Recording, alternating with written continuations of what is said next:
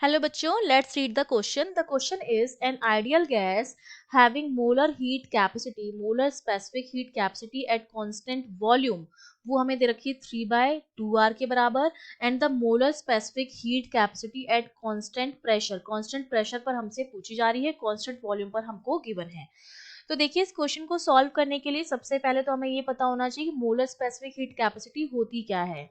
तो molar heat capacity जो होती है जिसको हम C से रिप्रेजेंट करते हैं वो हमारी क्या होती है, 1 मोल सब्सटेंस का टेम्परेचर 1 डिग्री सेंटीग्रेड या 1 केल्विन से बढ़ाने के लिए जो हीट रिक्वायर्ड होती है वो हमारी होती है मोलर हीट कैपेसिटी.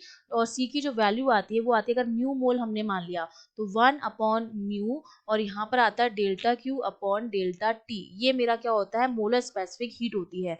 अब एक तो ये होती है कांस्टेंट वॉल्यूम पर जिसको हम लिखते हैं CV, और एक हमारी होती है कांस्टेंट प्रेशर पर जिसको हम लिखते हैं CP.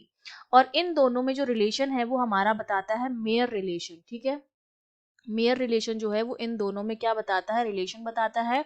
और ये रिलेशन हमारा आता है that CP minus CV is equals to R, जहां पर R हमारा क्या है, यूनिवर्सल गैस कांस्टेंट है. अब कांस्टेंट वॉल्यूम पर हमें गिवन है तो CP माइनस कांस्टेंट वॉल्यूम पर मोलर स्पेसिफिक हीट कितनी है, 3/2R के बराबर है इक्वल्स टू R. तो यहाँ से CP की वैल्यू कितनी हो जाएगी एट कांस्टेंट प्रेशर, वो हमारी हो जाएगी R प्लस 3/2R. तो ये मेरा हो जाएगा 5/2R के बराबर. तो ये मेरी क्या आ गई, कांस्टेंट प्रेशर पर मोलर स्पेसिफिक हीट कैपेसिटी आ गई है. तो हमारा जो बी ऑप्शन है वो क्या हो जाएगा, करेक्ट हो जाएगा. I hope you understood well. All the best.